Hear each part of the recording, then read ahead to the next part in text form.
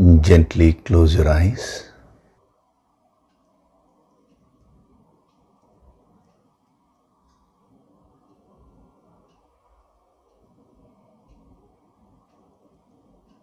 Do deep breathing.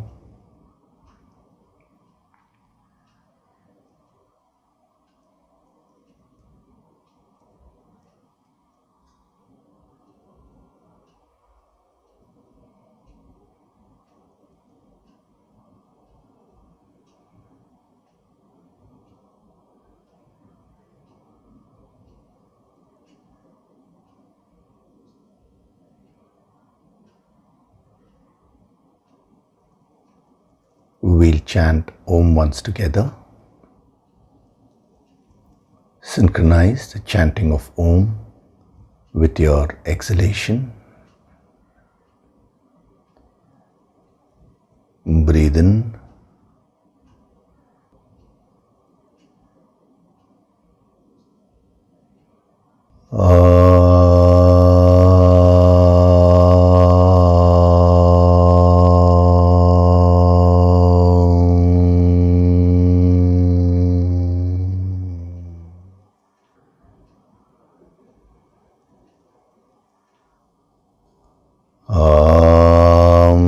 Sahana vavatu, sahanau bhunaktu, sahaviryam karavavahai, tejasvinavaditamastu mavit vishavahai. Om Shanti, Shanti, Shanti.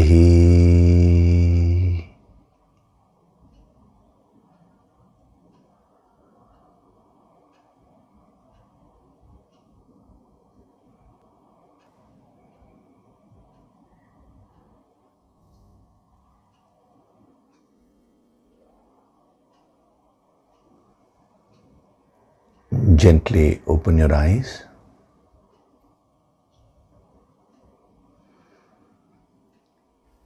We'll chant from verses 66 to 70 of chapter 2. Nasti buddhirayuktasya, Nasti buddhirayuktasya, nachayuktasya bhavana, Nachayuktasya bhavana, nacha bhavayata shantihi, Nacha bhavayata shantihi, ashantasya kutah sukham, Ashantasya kutah sukham, indriyanam hi charatam, Indriyanam hi charatam, yanmano vidhiyate, Yanmano nuvidhiyate, tadasya harati prajñam, Tadasya harati prajñam, vayurnavamivambhasi, Vayurnavamivambhasi, tasmadhyasya mahabaho, Tasmadhyasya mahabaho, nigrihitani sarvashah, Nigrihitani sarvashah, indriyanindriyarthebhyah, Indriyanindriyarthebhyah, tasya prajña pratisthita, Tasya prajña pratisthita, ya nisha sarvabhutanam, Ya nisha sarvabhutanam, tasyam jagati sanyami, Tasyam jagarti sanyami, yasyam jagrati bhutani, Yasyam jagrati bhutani, sa nisha pashyato muneः, Sa nisha pashyato muneः, आपूर्यमाणमचल प्रतिष्ठम्, Apuryamanamachala pratishtham, Samudramapa pravishanti yadvat. Samudramapah pravishanti yadvat. Tadvat kamayam pravishanti sarve. Tadvat kamayam pravishanti sarve. Sashanti mapnoti na kama kami. Sashanti mapnoti na kama kami. Hari Om, and a very good day to all of you. So last week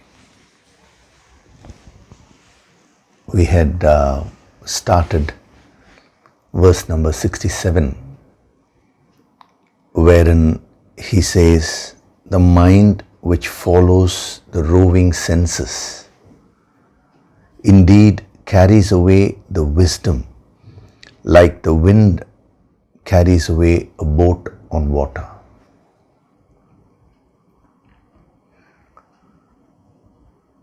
Now, if you take all these verses and see them at a glance, it is very interesting.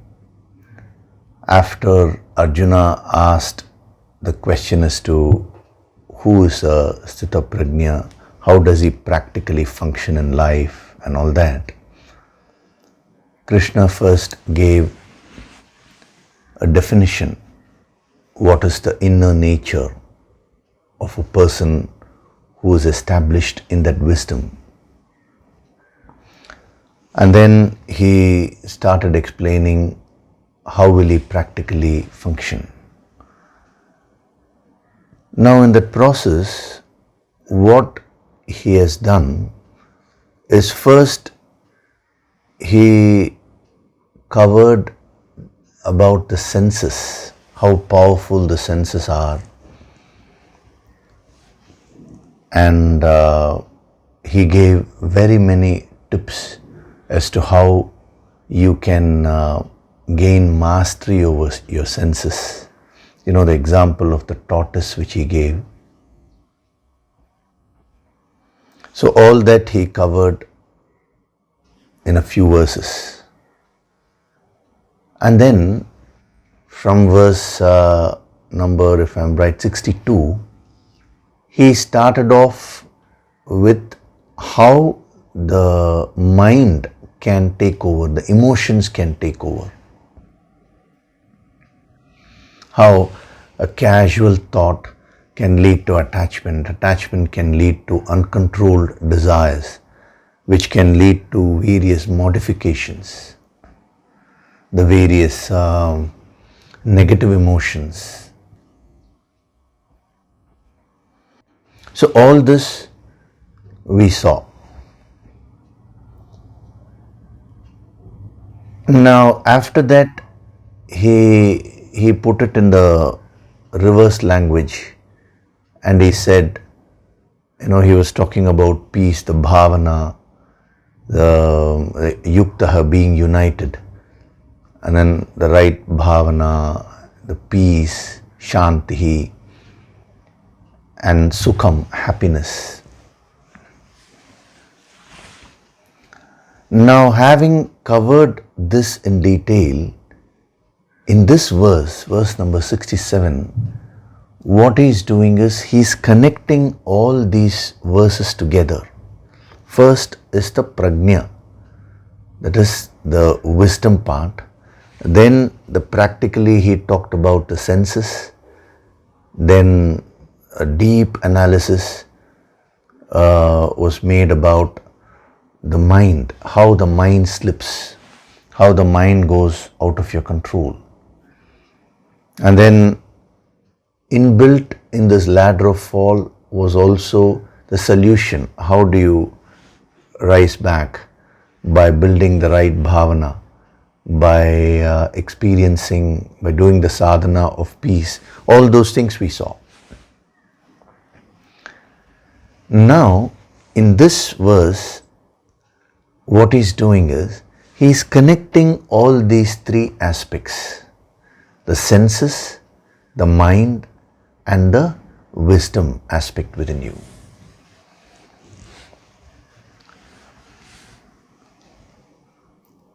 Now, last week I had mentioned to you how important it is to be organized in your thinking, be disciplined in your thinking. Now, this is another example of how organized he is in his approach.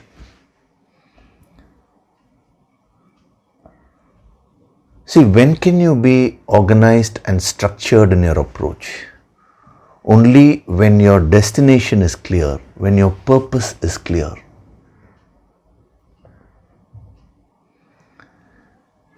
See, if you take a lot of ants, those ants will be running helter-skelter. They will all be running in different directions. Supposing, let's say you have 100 ants. Each one will be running in one direction. Now, how do you bring them all in one line? If you keep telling the ants, oh, come on, all of you should be more disciplined, you should all form a line and you should go in that line, the ants will not be able to follow that. All you need to do is, you place some sugar or some sweet at some place, little bit far away from the ants. The moment the ants start smelling that the sweet, the sugar, immediately you don't need to tell the ants to form a line. They will all form a line in a very disciplined way, and they will go one by one, they will start moving towards the sweet.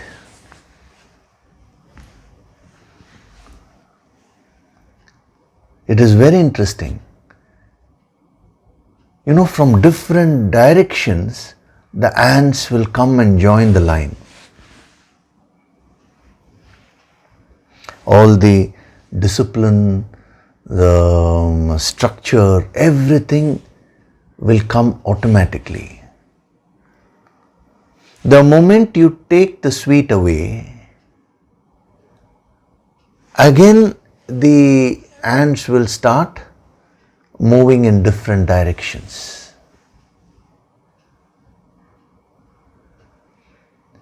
Now, this is the same thing with respect to your mind also.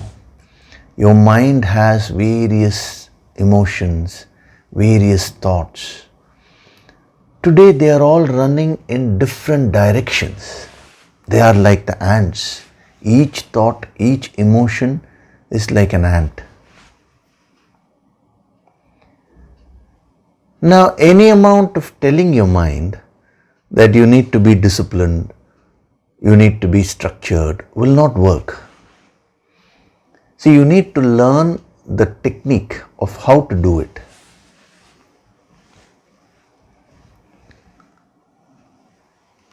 Mere instructions or mere counseling will never work. You know, many people ask me, Yogishri, can you give some counseling? I say no. You attend the Sunday discourses every week. Because in counseling, what happens? You just tell the person, do this, do that. It is exactly like telling the ants to go in a straight line. They will not be able to follow that.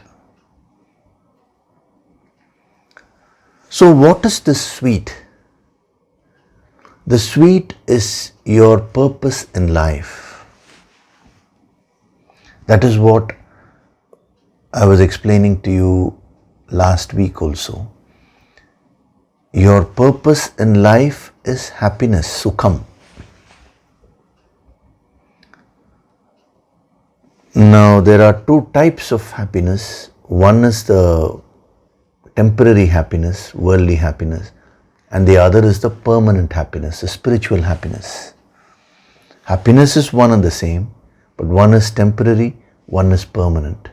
One is finite, limited, one is infinite, no limits. That is called Ananda, bliss.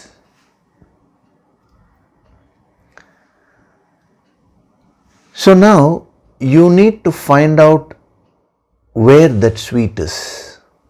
See, what is interesting is even when the ants are running in different directions, what are they looking for? They are looking for the sugar or honey or such, some kind of sweet only they are looking for. So even when they are running in different directions, their goal is to find the sweet only. But the ants don't know where the sweet is. Therefore, they are running everywhere. Similarly, your mind is running to so many things today. But what is the essential thing which you are seeking? It is that sweetness, that happiness. Today you don't know where that happiness is. Just like the ants. Therefore, the mind is running everywhere. Even a person who does negative things, if you carefully study the psychology of his or her mind, you will find that the motive is that of happiness only. Everyone thinks that happiness is in some object. They are experimenting. You're in the process of experimenting in your life. Ramatirtha says, right from early childhood, you go on experimenting. First, as a child, you are experimenting with toys. Then, as you grow, you experiment with play and higher toys, more refined toys. And then as you grow up, you experiment with relationships, you experiment with name and fame. So many aspects are there. And what are you experimenting? You're experimenting and trying to find happiness only.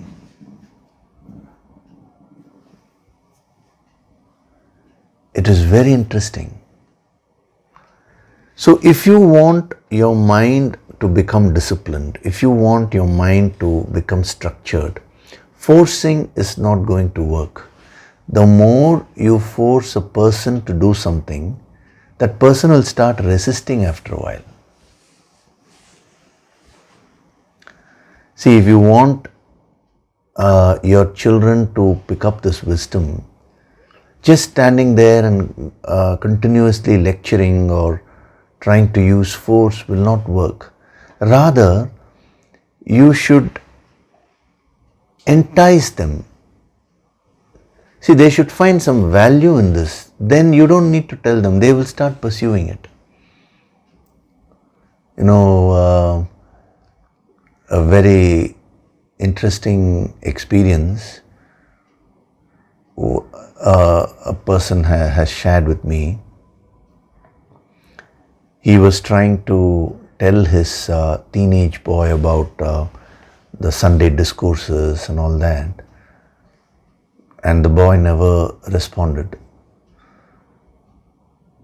So one day what happened is he brought the boy, he just told him, listen, just come for one session just for my sake. After that, I'll not ask you. After that, you decide whether you want to continue or not. So the boy came with his father, and when he heard the discourses, he immediately got hooked on. And then after that, he said, I want to just speak to Yogishri. And in the back room, he was brought there. And the father also accompanied him. So there was a very interesting thing the boy said.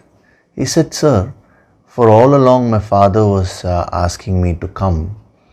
I never came because I thought this was irrelevant in my life. See, I want to enjoy my life. I am at an age where so many things. I want to experience life. I want to, it's full of zest. Now, somewhere I thought that spirituality means that is going to stop me from enjoying my life. So the more my father was asking me to come, the more I was resisting. But when I came for the discourse, some of the points which you were explaining, they were directly related to the experiences which I am going through right now in my life.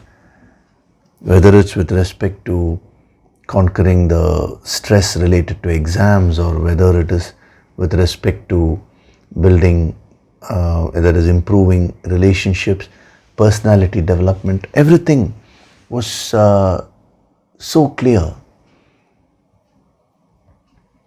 So he said, I wanted to thank you, Yogishri, and from this moment onwards, he told his father in front of me only, he said, from this moment onwards, you don't need to call me for the discourses. From next week, I will be reminding you. His father was very happy, This is very interesting. Now, how is it that the same boy who was resisting earlier now suddenly changed completely? Because he found a value in this. He got attracted. So, unless and until a person is inspired, the person will not take up something. That is, I am talking of on a long-term basis.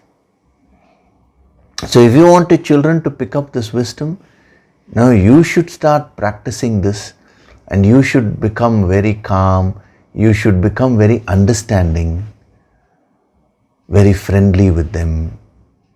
When all that happens, when they see a positive change in you, automatically your children will also be drawn towards this.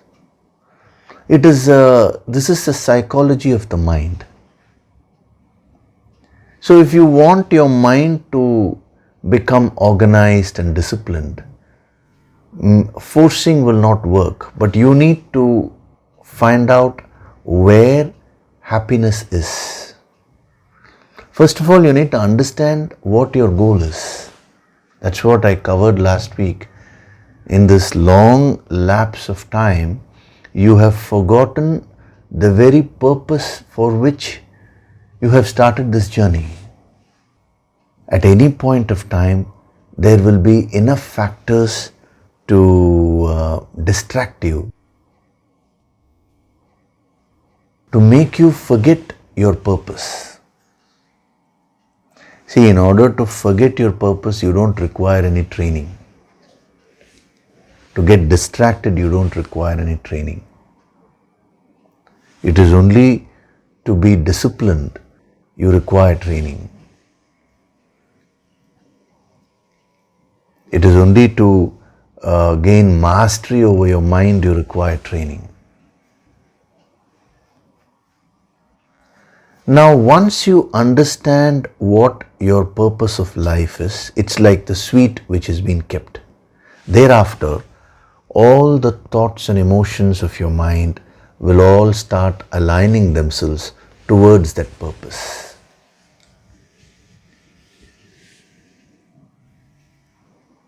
Every action you do, every emotion which you generate, everything which you do in life will all be directed towards experiencing the infinite happiness, infinite bliss. That is the ultimate goal. I said, Sukham is of two types. One is relative happiness, other is absolute happiness. So to straight away fix the absolute infinite happiness may be difficult. When I say fix the goal, it is not about writing the goal in a piece of paper and all that. That may be useful, but it is not about, it doesn't stop there. I'm talking about remembering the goal and setting a direction for your entire life. Like when a sports person, he or she fixes a goal, I want to win the Wimbledon, for example, or I want to achieve this. Thereafter, all their actions, their food habits, their sleep, everything gets regulated. They all get streamlined towards achieving that goal which they have set for themselves. That is what is called fixing a goal. So your ultimate purpose is infinite happiness. Then you bring it down further. Relative happiness in different areas of your life. I gave you the principle which he is following. It's a very, very powerful principle where he talked to the senses first, then the emotions, the wisdom, senses, emotions, and now he is combining all three. That is the principle you need to follow in life. Different aspects of your life are there.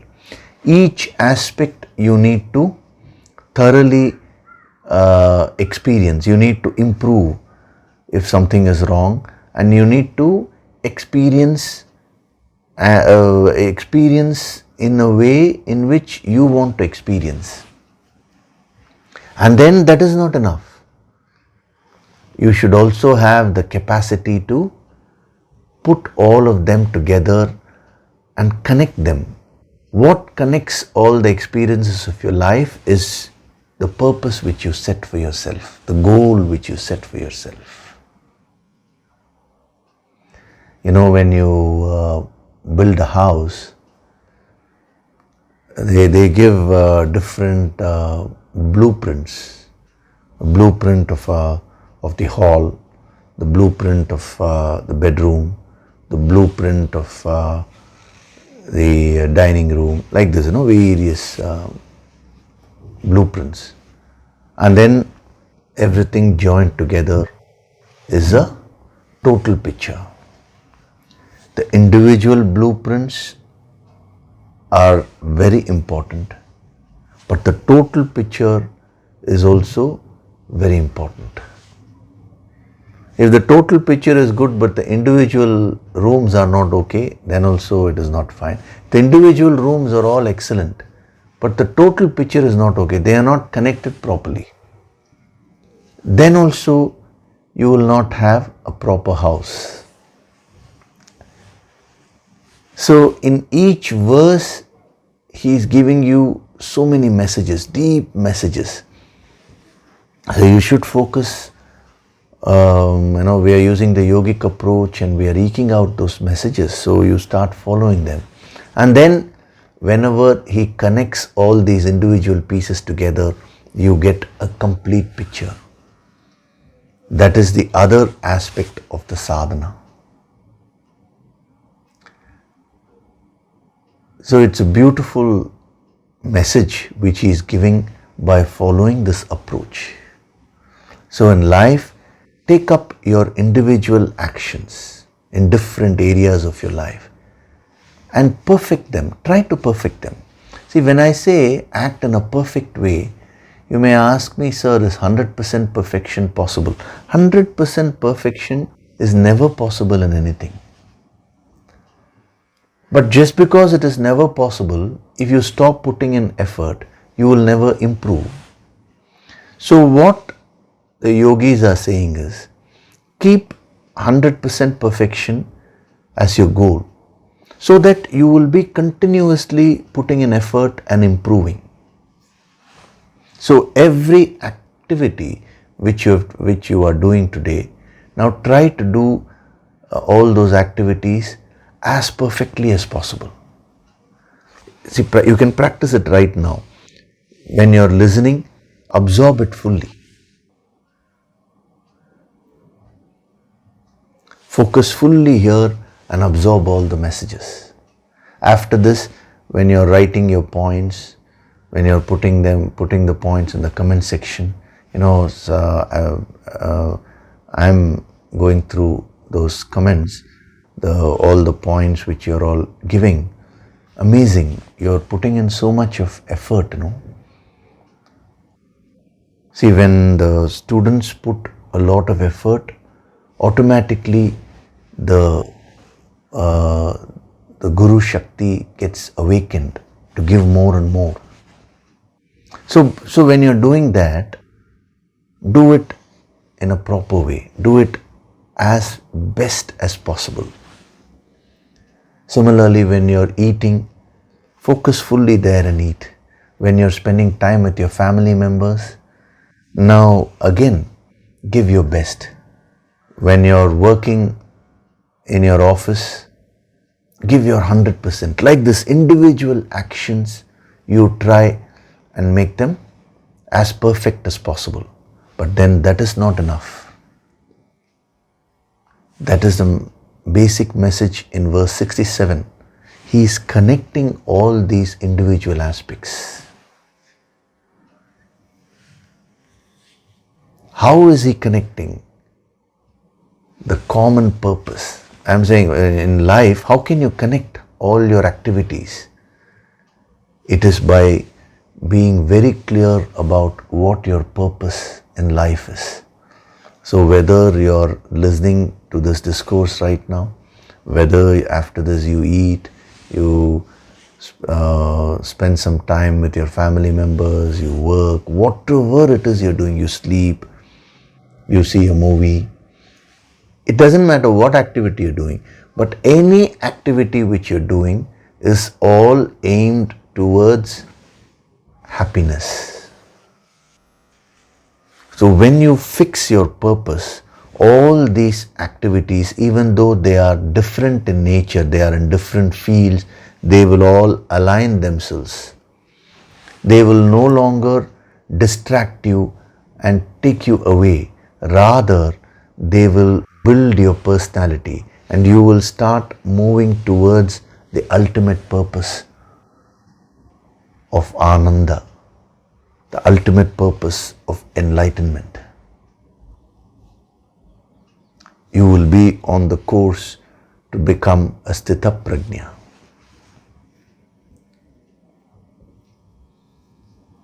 So just as the previous verses were very important, verse number 67 is also very important because this is connecting everything. In the next verse, of course, he'll be concluding this line of thought and he'll be giving a clear conclusion. He uses the word tasmat. Tasmat means therefore. When we come to verse 68, I'll explain that. It's amazing.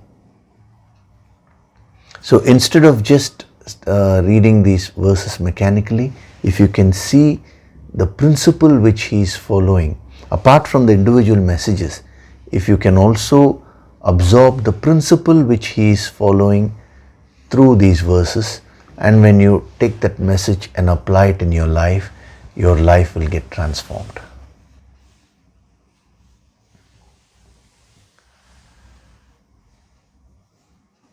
So what is he saying in verse 67? He is giving three things. Number one, the indriya. Number two, he is talking about the mind, manaha. And number three, he is talking about prajna. Prajna means wisdom. Now, he's connecting these three. So first thing which he says is The indriya charatam means they are constantly running, moving. We saw it last time. I'm just recapitulating quickly and then we'll be going further. I'll also be giving you subtle tips. See, whenever I talk about the same point, you would have noticed one thing. If you are a keen observer, you would have observed this. Even though I may be talking about the same thing, you will feel it's a new point. The reason is, the point may essentially be the same, but some other subtler dimensions will always be given. You know, understanding has infinite dimensions, this wisdom itself. So you will, if you follow this yogic approach, you will never feel that yes, I have finished this. The more you explore, you will find that you will find that there are more things to be explored. It is amazing. It's like entering into space, the universe. The more you enter space, you can never say that I have covered so much, because the vastness yet to be covered is always there in front of you. So, indriyanam hi charatam. The senses are roving, constantly moving around. So, when he says indriyanam, now you need to remember the three subdivisions there. Number one is the sense object, the object which you are perceiving.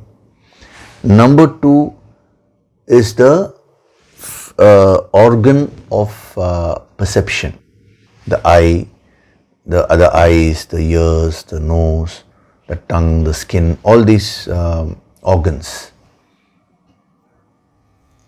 The gross aspect of the organs, the physical organs. And then there is the third aspect, which is called the sense center of the organs. That is not in the physical body, it is actually in the gross aspect of the mind only. That sense center is actually called indriya. Indriyana means the power behind the sense organs. We are translating it as senses, but as a sadhak, you need to get the full picture. So you have the sense object. For example, let us say a sight is there. Then you have the eyes with various subtle physical organs also associated, like the optic nerve, that part of the brain which controls the eyes, everything put together. That is the gross aspect. And then you have what is called as the power behind the eye, the sense center, which is the connecting layer actually between the mind and the pranas, we can say. See, beyond the physical body is your pranic body. Now, the sense center, we can either say they lie in the outermost layer of the mind, or you can say they are joined to the pranas, the last layer of the pranas. It's very difficult to say whether that layer belongs to the mind or belongs to the pranas. Either way, it is fine, as long as you understand the concept. So whenever you perceive something, see, for example, you're seeing, the image gets into your eyes, your retina, then it goes to your brain, but that is not enough. It has to be registered in the sense center. The indriya should function. The indriya with respect to the eyes should be active. When it is registered in the sense center of the mind, here I am saying of the mind to make it very easy, then your perception becomes complete. So if you're watching something but your mind is elsewhere, which means your sense center is not available, then even though the image may be falling on your retina, your mind will not be registering the perception. So when he says the indriya moves, what he means is this whole process. The sense object is there, that gets registered in the gross organs, and then that gets further registered in the sense center. That is the meaning of charatam, moving. Now the nature of the senses is to move. The nature of the sense objects is to attract. You need to understand the nature of the world.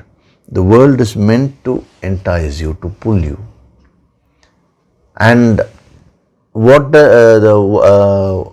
aspect of you first goes? It is your senses, the gross physical organs. But what prompts that? The indriya, the power behind the senses. So he is straightaway using the word indriya, and he says the indriya charatam, all the senses are constantly moving. See, this whole thing, instead of studying it merely there as a text, if you can just visualize it within yourself, how this is happening.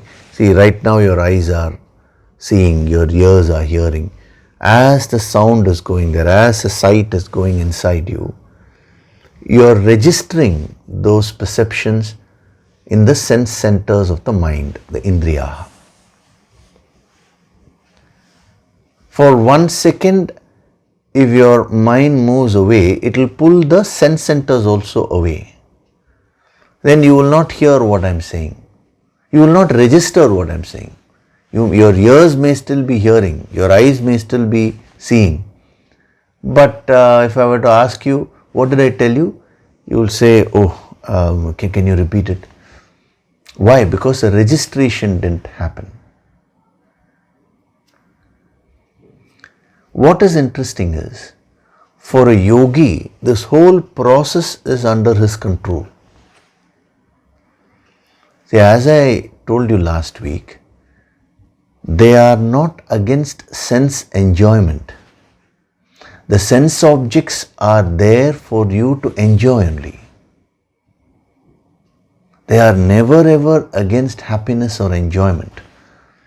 All they are saying is, in this process, if you lose your control, then that's what we're going to see, how it carries away your entire mind. After that, how it can lead to an emotional imbalance and how all your wisdom can be robbed. You don't live up to your potential thereafter. You have infinite potential within you. So mastery is very important. See, whenever you are enjoying a sense object, you should enjoy it in a yogic way. See, it looks like a contradiction, because the moment we talk of yoga, people think it is against enjoyment. No, actually enjoyment is an integral aspect of yoga. So when you are contacting the senses today, the sense organs are pulled by the sense objects. When this process is not under your control, either you will become a slave to that object. That is one thing which happens. The other thing which happens is, you don't register it fully, because suddenly your mind will move somewhere else. So you don't experience anything fully and complete it also. A yogi, he masters both these aspects. Number one, When he is experiencing a sense enjoyment, sense object, he experiences it fully, in the sense he doesn't allow the sense center to move away. Consciously he registers it fully, number one. Number two, since he is experiencing it fully, he completes that experience. So when he goes on experiencing life, the different aspects of life, he resolves all the issues, completes all the experiences, and automatically his mind will become meditative, will start getting fixed on the infinite. So this is the sadhana which you need to practice. When he says indriyanam charatam, understand that the nature of the senses is to go. Last week I was explaining about Govinda. One of the dimensions of Govinda is how he is the lord of the cows. So the cows represent your sense organs. So they keep on moving, and then after that you come back and you keep lingering at the mental level. Both these aspects are under a yogi's control. So if you want to become a yogi, this is what you need to do. Control the charatam aspect of the senses. Gain mastery over that. When you experience something, be focused and experience it fully. It could be a simple thing like eating your favorite food. Bring all your energies and experience that. And then after the experience is over, don't sit and keep lingering. Move to the next experience. When you practice these two things, then you are gaining mastery over charatam, the nature of the senses to move on their own. That is the first step in gaining control. We are going to see the next steps also as we go along, but this is the first step. If you miss this, the second step will become more difficult. Then the third step will become even more difficult. This is very important because based on this only he will be concluding in the next verse, verse number 68. When you understand verse number 67 fully, the connection, that is when you will be prepared to get the sadhana messages out of verse number 68, where he concludes. So, indriyanam charatam manaha anu vidhiyate. So, the senses are moving. Now, this person's mind is not controlling that. When a person's mind is not controlling that, what happens is, instead of you being a master of your senses, now the senses will start becoming your masters. How? They will pull the mind. The mind obediently starts following, anu vidhiyate, mechanically following the senses. So what is the mind he's talking about? The mind has so many facets. Now in this context, we will divide the mind into two aspects. One is the sense center aspect and the other is the various emotions.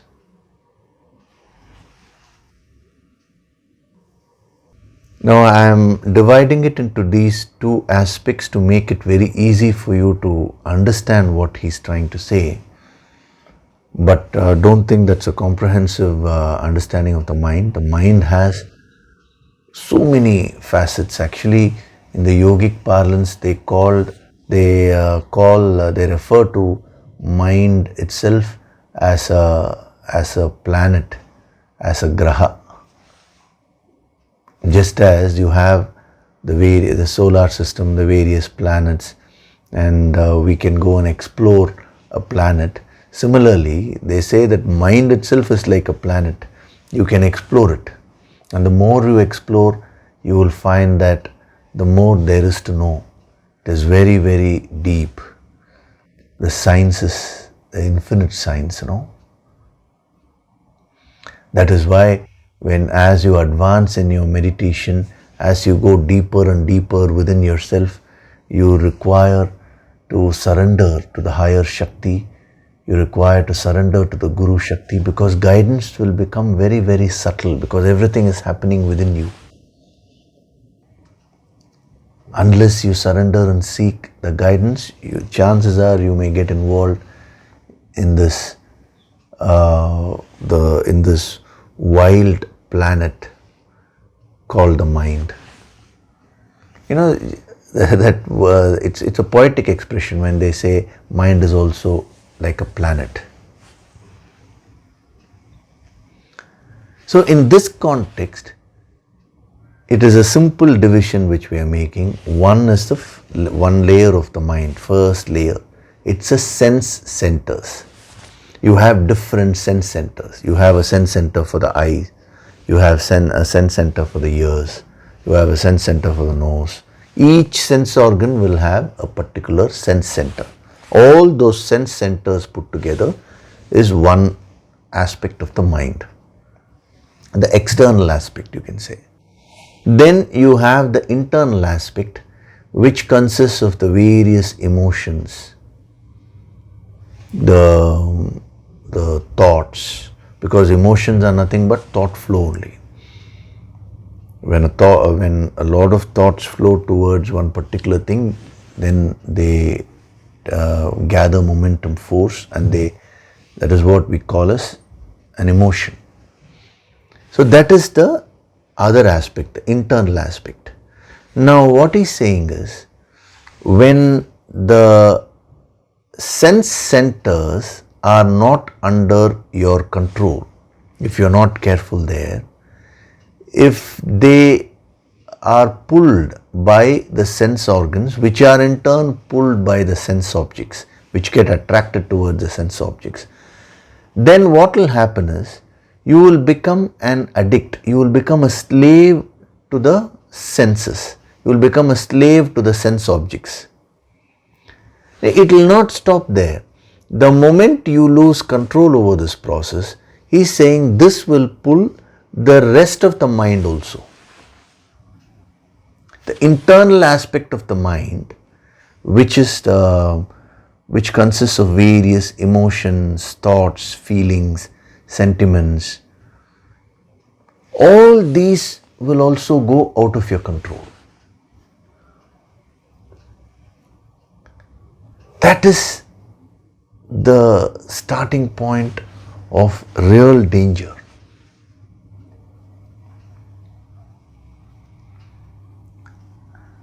You must have seen a whirlpool, how it functions.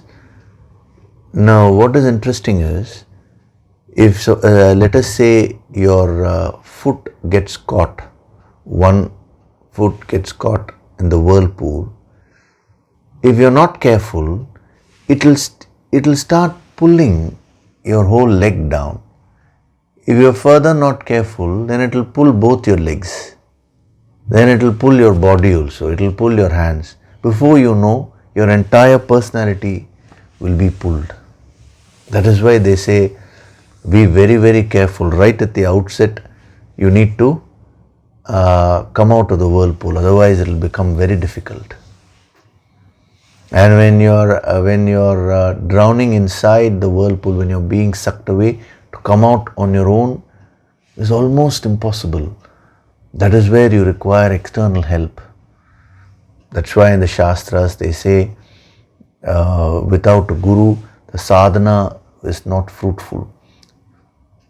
So these were all great masters who said that, because they know that the situation, they know the gravity of the situation, how dangerous it is. So the first thing is the senses, the objects are there, they pull this, or sense organs. Sense organs are pulled, they pull the indriyas. Now the whole process, they are moving. But if this is not under your control, now the rest of your mind, which consists of the emotions, that will also move. That is the meaning of the mind which follows the roving senses, anuvidhiyate. Without any questioning, without any pausing, and any pause, without any thinking, the mind will just start running. You will lose control over your own mind. You will lose control over your own emotions. So the mind which follows the roving senses, it will be a good exercise to just visualize this, how it is happening within you. First, your external aspects are getting pulled, and then it pulls away your entire mind. Then your emotions go out of your control. When your emotions go out of your control, it's a very dangerous situation. We don't require many emotions, Even if one emotion goes out of your control, that can completely rob all your wisdom. It can destroy you completely. Let us just take one emotion like anger. If that emotion overtakes you and you lose control, thereafter you don't know what you're saying, all the wisdom, everything just gets destroyed. One emotion like fear is enough if it is not under your control. Especially during this pandemic time, as a psychologist was saying, the fear of the virus is a greater problem. And if you allow that fear to overtake your mind, then your whole life will become a mess. You need to be very, very careful. See, even with respect to this pandemic, if you observe yourself, your senses will always be going towards those informations which are negative. And then they pull your indriyaha. And this is not under your control. Then what happens is, it pulls your mind also, the rest of the mind. That generates a lot of fear reactions within you. And when the fear overtakes you, you get into a lot of panic. A doctor, somebody had sent me a link where a doctor is explaining about what you should do when your oxygen level comes down, because that is one of the symptoms they are saying, where you get breathlessness. Normally itself, when you catch a cold and all that, your breathing will not be 100%, because a lot of blockages will be there in your sinuses, your lungs and all that. This is a part of the infection. But what he's saying is, when you're finding it difficult to breathe, now the problem is the mind starts panicking. Now, whenever your mind panics, he says you will not breathe deeply. Your breathing will become shallow. It does not require any external infection. Even normally, whenever your mind panics, your breathing becomes very shallow. Your oxygen intake becomes very less. So he says it's like a catch-22 situation, The infection is there, you're finding it difficult to breathe. The mind panics, that doesn't allow you to solve the situation. It further restricts your breathing. So the solution, he says, is immediately you should remove the panic of the mind. And when the panic is removed, you will be able to breathe better. And as you breathe better, the oxygen levels increase. It will help in fighting off the infection. It's like a cycle, So many people have asked me if we test COVID positive, any tips in facing that. It's nothing, very simple. Please, don't give your power to the virus. Don't sell all your power to the virus. You have infinite powers within you. You have your immune system. And for your immune system to function properly, you need to be calm. So just practice that deep breathing in a calm way every day. The breathing which I make you practice even before the discourse, just close your eyes and do deep breathing. You will find that the whole body will start healing itself. When you're more stressed, the healing powers actually reduce. So that doctor says panic. Panic comes out of fear. And where does this fear come? The fear comes whenever your senses are indiscriminately running and collecting information, all the negative information. So this whole process first you need to master. I'm only giving an example because many questions have come regarding, asking for tips to face the pandemic. See, get back to basics. Whenever things go wrong, just get back to basics. Do your sadhana every day. Do the deep breathing. In the 22-day course, I even explained that. Those of you, in case you, like one sadhak has mentioned that she tested COVID positive, and she practiced all these, and her healing was very fast. Apart from whatever treatment was given to her, she said the body started healing very fast. What she did was she watched the 10-day healing course which is available. Last year we did that. So she watched it during her quarantine period. I hate to use the word quarantine, but that is a common usage today. We yogis use the word solitude. Solitude is a more positive word. So use that opportunity to strengthen yourself spiritually. That is the tip. And the more relaxed you are, the more you do the basic things properly, the healing will happen. So your mind gets completely carried away with the indriyanam whose nature is charatam. They keep moving. See how beautifully he has put.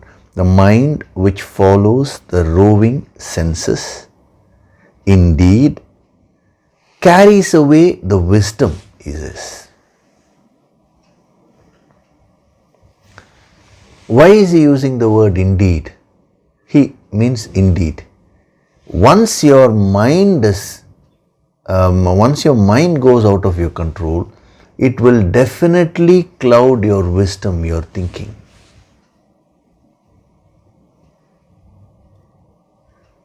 That is why he says indeed. It is the next step will, next step of deterioration will happen. So you need to be very careful. He uses the word prajnam. Your prajna gets carried away. Prajna means wisdom. So this whole topic is about sthita prajna, how to be established in that supreme wisdom. Now he is telling you the opposite of that. What are the factors which pull you away from being established in this wisdom? Prajna also means understanding.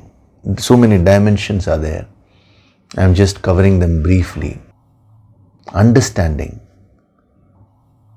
Prajna also means intelligence. Understanding means the capacity to understand the situation, when something is explained, that capacity to grasp, all that is prajna. Intelligence means the capacity to apply whatever you have learned. It's both in absorbing and in application. So intelligence is also an aspect of prajna. Another dimension of prajna is awareness. How aware are you? How conscious are you? Half the time, or I would say more than 95% of the time, your actions are mechanical. So awareness. And another dimension of prajna is discrimination. I'm just covering all that together today to get an overview. Some more subtle tips I'll give you in the next session. So this is, all these put together is the prajna aspect within you.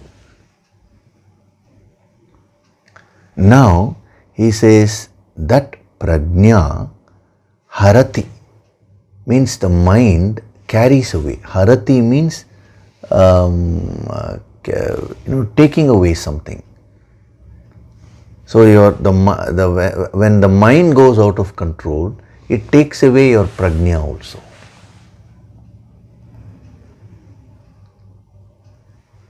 When you are established in prajna, which means your wisdom, you're established in the wisdom, you're fully aware, your understanding capacity is good, your intelligence is intact, your discrimination, there is a capacity to discriminate between rights and wrongs, what is harmful and what is good. All those faculties are a part of your prajna. When the prajna is intact, you are safe. But the moment your prajna goes away, your thinking goes away, your discrimination goes away, your awareness goes away, everything, all the aspects of wisdom are carried away by the emotions, then it is very dangerous. The word harati has two facets. One means carrying away. The other dimension of harati, it also means destroying. So they are not merely two dimensions, independent dimensions, but they are two stages of deterioration. The first stage is being carried away. The second stage is getting destroyed.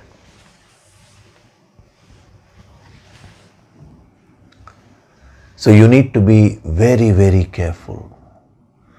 Whenever an emotion overtakes you, the first thing that happens is it starts clouding your thinking. It clouds your, we will see one by one, clouds your wisdom. How? First it clouds your understanding. When a person is highly emotional, they will be unable to understand simple things. When a person is very angry, you go and try to tell that person, no, there is no necessity to get angry, this is what it is. They will not be able to understand. If a person is very fearful, see, even in this, during this pandemic, when a person develops immense fear, any amount of telling them that, listen, your immune system is the key here, so be relaxed, they will be unable to understand. That capacity they lose. That gets carried away by the emotion. The intelligence also gets carried away. Your capacity to absorb and then practice whatever you have learnt, that also gets carried away. See, all these things you may be listening, but when an emotion comes and overtakes you, for 1 second your wisdom will all go for a 6. It is only through regular sadhana and surrender to the higher, and receiving the help from the higher, can you get established in this wisdom powerfully. So I am explaining how the mind carries away the prajna. Not only your intelligence will go away, your awareness will also get carried away. Thereafter, you are not aware of what you're doing. You just watch a person who is highly emotional. When that person is caught up with a particular emotion, the person will not be aware of what he or she is doing, what he or she is saying. I know people, in just a fit of anger, they say things which they are not supposed to say, and relationships have broken completely just because of one phrase or something they say out of anger. I know a man who lost his job because in a fit of anger he abused his boss. The boss was asking him why you didn't achieve the targets the last year, and when the boss was questioning him, this man got angry. He abused his boss and he was fired. He lost his job. That is what it means by the awareness goes away. See, in life, prajna has to be intact. The more intact your prajna is, your wisdom is, the more powerful you will be, your life will be under your control. So these are all the different aspects of the wisdom. And not only will the awareness be carried away, the discriminating faculty in you will also be carried away by the mind.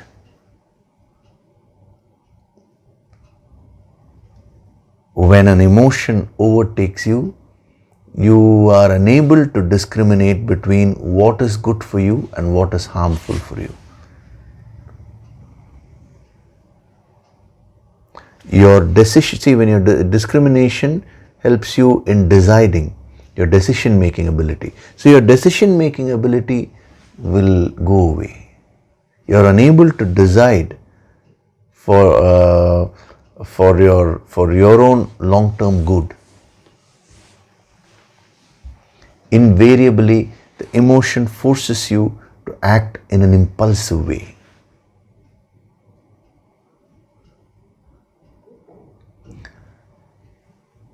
That is why when a person is caught up with a particular emotion, there is no point in lecturing to that person. A classic example is you take Arjuna. In the first chapter, Arjuna was caught up with the emotion of weak pity and sorrow. He was crying and he was talking all kinds of things which had no logic. All his intelligence, understanding, everything was carried away by the emotion, by the mind. Now what did Krishna do? He didn't talk. He just kept quiet. He was silently giving the healing to Arjuna so that Arjuna first calms down. Because when a person's understanding, intelligence, awareness and discrimination, they are all not there, any amount of advising that person will not work because the person is not going to absorb that. First, the person has to calm down a bit. So what was Krishna doing? He was just smiling there. Not merely smiling, but he was giving healing to Arjuna's emotions. And by the time in the second chapter, after a few verses, Arjuna quietens down. And when he quietens down, when he comes out of the clutches of the emotions a little bit, then the prajna, the wisdom aspect is available to him. That is when immediately Krishna gets in and starts giving the higher wisdom, so that whatever wisdom is available to Arjuna starts expanding. And as the prajna aspect expanded, within Arjuna, the mind also came back, the senses came back, everything, all the aspects of his personality which were not under his control, they all came back to him.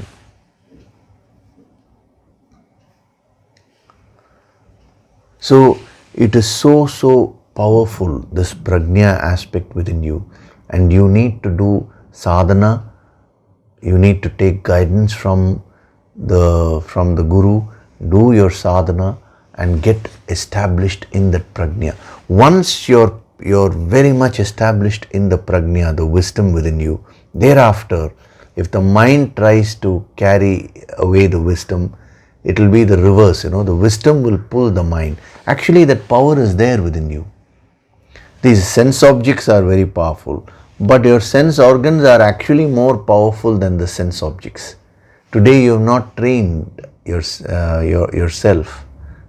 You have not taken any training in self-mastery. And then the sense organs, including the indriya, they pull your mind. But when you train yourself, your mind has the power to pull the indriya. The mind tries to pull the wisdom, but once you get established in the wisdom, to the extent you are established in the wisdom, to that extent it has the power to pull back the mind. So how does a yogi operate? He operates at the prajna level. Even when he is enjoying a sense object, as I told you, there is nothing wrong with enjoyment. But even when he is contacting the world, he doesn't operate merely from the senses level, not merely from the indriya level, not merely from the emotional level, but from the wisdom level. His prajna is intact when he is contacting the world. That is a sthita prajna. That is what you need to achieve. You have that capacity within you to achieve that. Okay, so we'll stop with this today. You reflect on the various points. As a sadhana, what you do today is, picturize this within you. You have the senses. See, you're like the chariot. Earlier we gave the chariot example. No? So just picturize yourself. The sense organs are there, and the sense objects are there in the world. So how they are being pulled, and the sense centers, just conceive that. Your understanding will deepen, when you internalize this. Then you have the rest of the mind, the various emotions and thoughts, all those things are there within you. And then deep within you is the prajna aspect. So throughout the sadhana, every Sunday, what is the attempt? See, the yogic approach, essentially, what are we trying to do? We are trying to strengthen the prajna aspect within you. When you go to a master, he strives only to strengthen the prajna aspect. Because once the prajna aspect is strengthened, your entire personality will come under your control.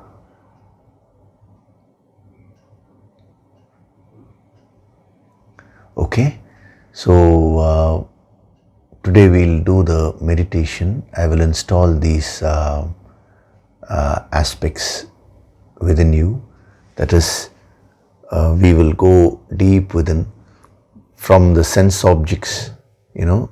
Once you become meditative, you examine the world, the sense objects, and then you withdraw to your senses, to your indriya, then to your mind, and then get established in the prajna aspect. So we will do the nididhyasana process, the meditation process for that, so that after that it will be very easy for you to practice. Okay, so now we'll do the meditation. Sit in a relaxed way.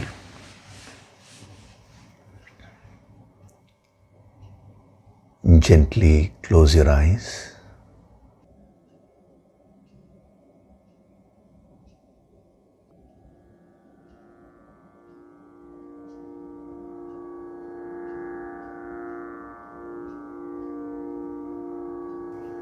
do deep breathing.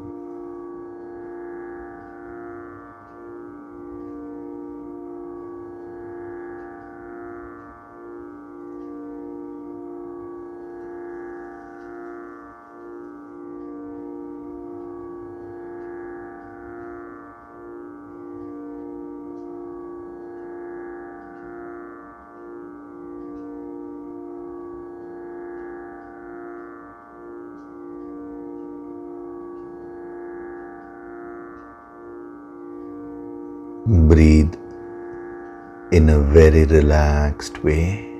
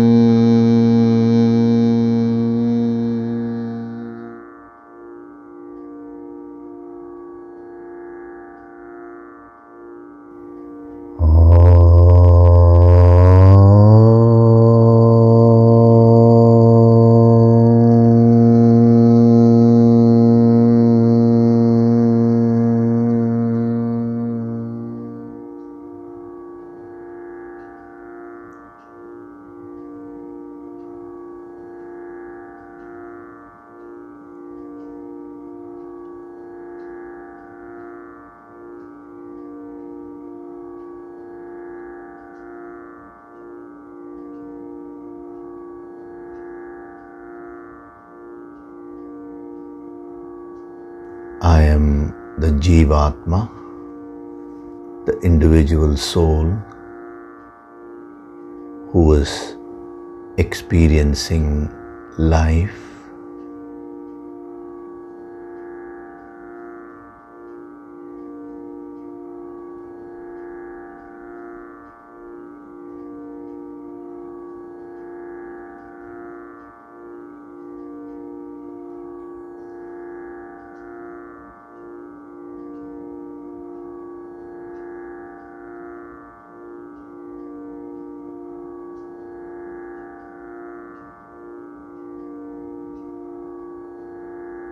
As the individual soul,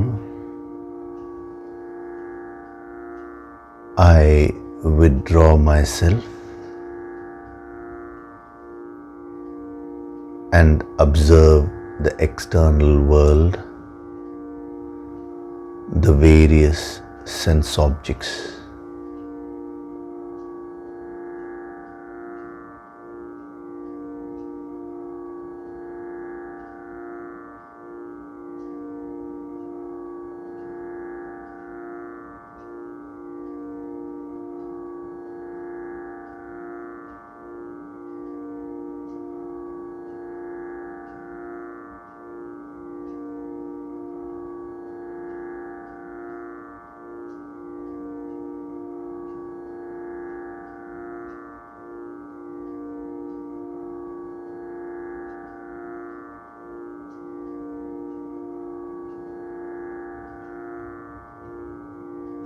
I withdraw further within myself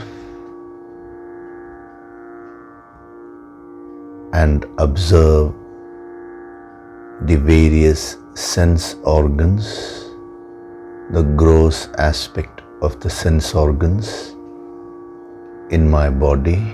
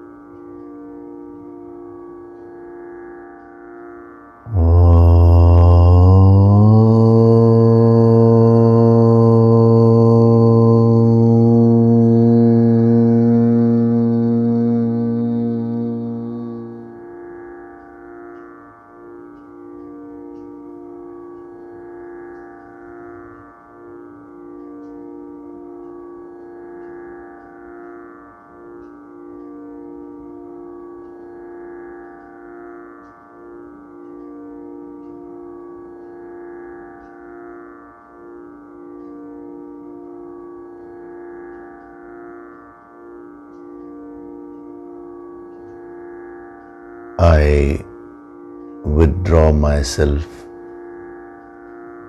further and observe the indriyaha, the power behind the senses.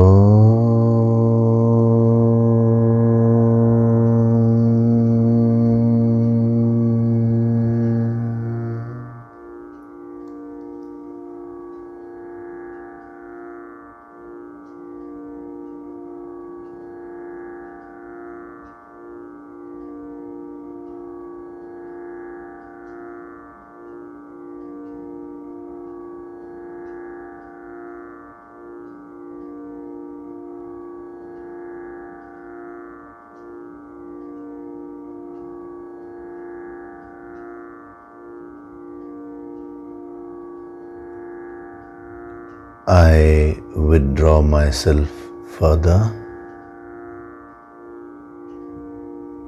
and observe my own emotions.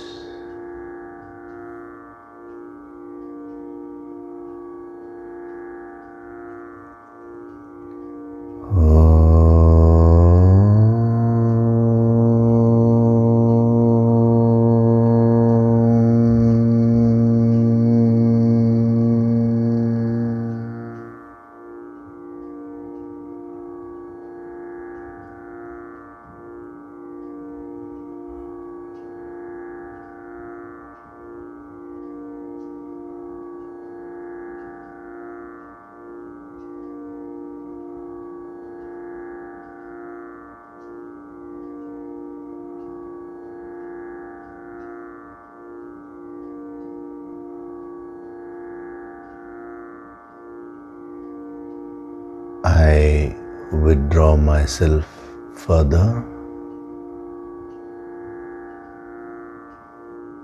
and get established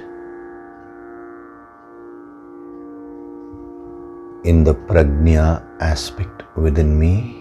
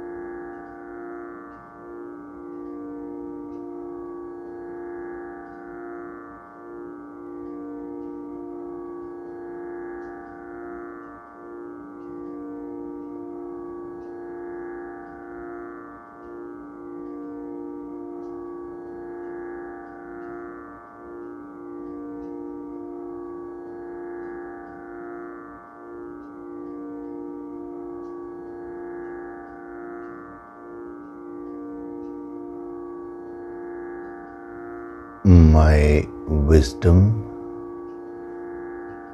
is intact.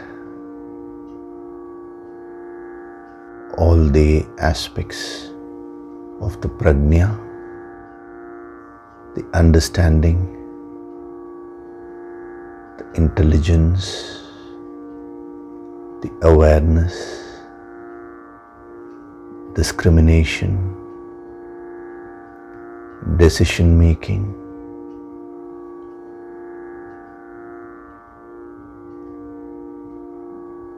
all these aspects are in a perfect condition.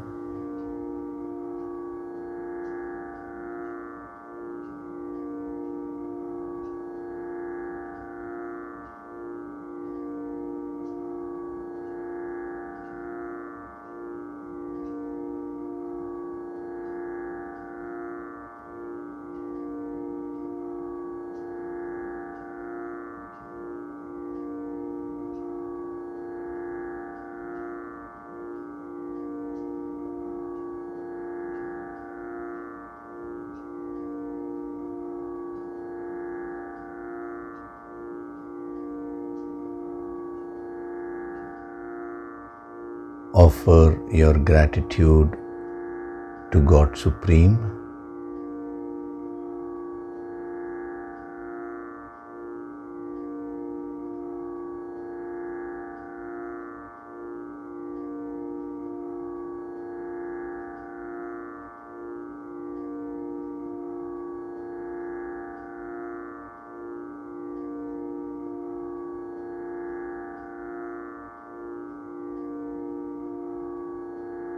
Offer your gratitude to your Guru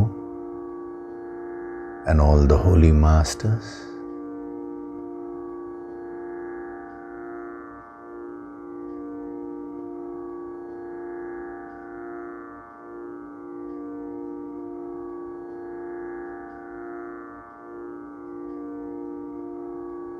Slowly come back. Wriggle your fingers, your toes, rub your palms together to create a warmth.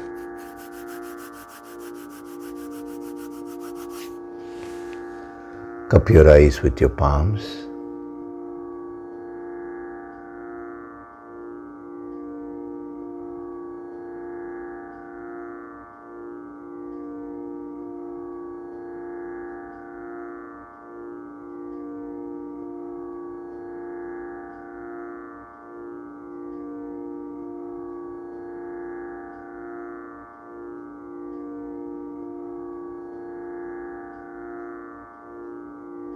Gently rub your eyes, cheeks, forehead, top of the head, back of the head and neck.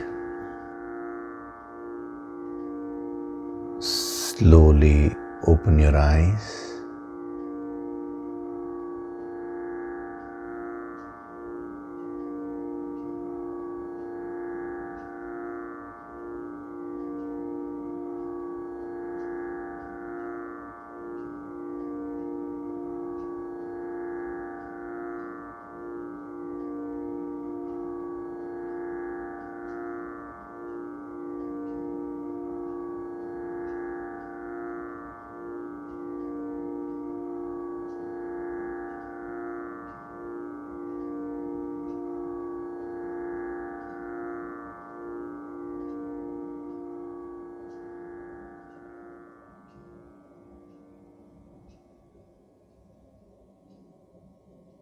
Welcome back.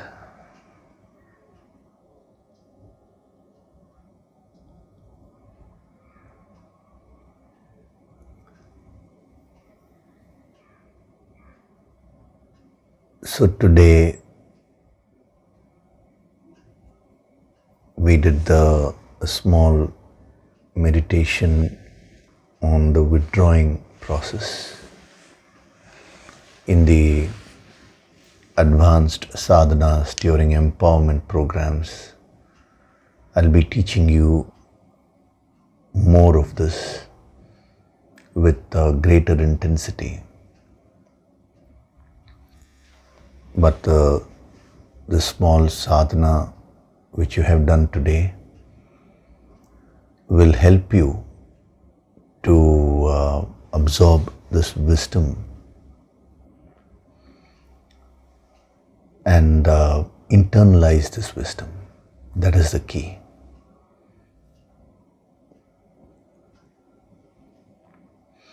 It is easy to just say senses are there, mind is following the senses. It pulls away the wisdom and all that. But to see that process happening within yourself and reversing that process, that is a sadhana. First, we read it from sense objects to senses to indriyaha to mind, prajna. But then you will have to reverse it. Get established in the prajna, pull your mind, pull your indriya, the entire senses, everything will come under your control. That is a sadhana. That is what a yogi achieves. Each and every one of you can achieve that. Before we conclude, I'll just answer a question. Many questions are constantly coming. So some are answered during the discourse. Many of your questions which you have not asked also are being answered. So this one which Rama Vinod has asked in the YouTube comment section. Sir, if we accept a situation and we still put an action in the situation, how can we control our expectations? So when you accept something, last week I had mentioned about accepting, last week or before that, accepting situations as they are on one hand, on the other hand putting in all your efforts to correct the situation wherever you can. Now the question is, how can we, the moment we start acting, want the expectations come back? See, this is the whole sadhana. An untrained mind, that is a person who has not done sadhana, will find that whenever that he or she starts acting, immediately the mind will start developing expectations. It is quite natural for a person who has not done sadhana. But the whole thing, whole wisdom, what this wisdom is trying to teach is to act with a perfect mastery over the mind. See, after the second chapter, we'll be going to the third chapter, that is Karma Yoga. The entire chapter will be devoted to this only. How do you act without corrupting the mind, without creating any further stress on the mind? How do you act in a way that you can reach the highest? It's amazing, so many aspects will be covered. So the key there is, if you practice the sadhana of acceptance, that will reduce the expectations. But when you accept things as they are, there is a chance that you may stop action, corrective measures. So whenever you find that you are moving to that extreme, start putting an effort to act. Now the moment you get into action, after a while, again you will start developing expectations. At that time, practice the acceptance sadhana. So that's why I gave you both. One is the acceptance sadhana, other is the courage and the dynamism to act and correct situations wherever you can. So both these things are two aspects of your sadhana. So one you practice, if you go to one extreme, you practice the other, again you will go to the other extreme, you practice this. Thus you go on balancing the forces within you. Whenever you don't have courage to act, apply your mind and get yourself into action. Whenever you find that you're developing too many expectations, practice the acceptance sadhana. That is the way you can solve this. Okay? So next week we'll get into more depth of this verse. You know, that example which is given, like the wind carries away the boat on water. When you meditate on that, you know how many messages are there. It's amazing. So we'll see all that in the coming weeks. So as a sadhana, you practice this internalizing, where when you are going to recapitulate your points now, what you do is, don't just recapitulate it there, but as you say, the senses are moving. Just visualize what is happening in this system, you know, how the senses are moving towards the sense object. It carries away the mind. If you're not careful, the emotions will go out of your control. And then that carries away the wisdom. The prajna aspect is there deep within you. That is why I made you practice that meditation. So that will help you to visualize. Okay, because if you can visualize a little bit and come next week, you will be able to absorb the subtler principles which will be given as we go along. That is why. Okay, so the small practice you do today. So thank you very much. We'll meet next week. Hari Om.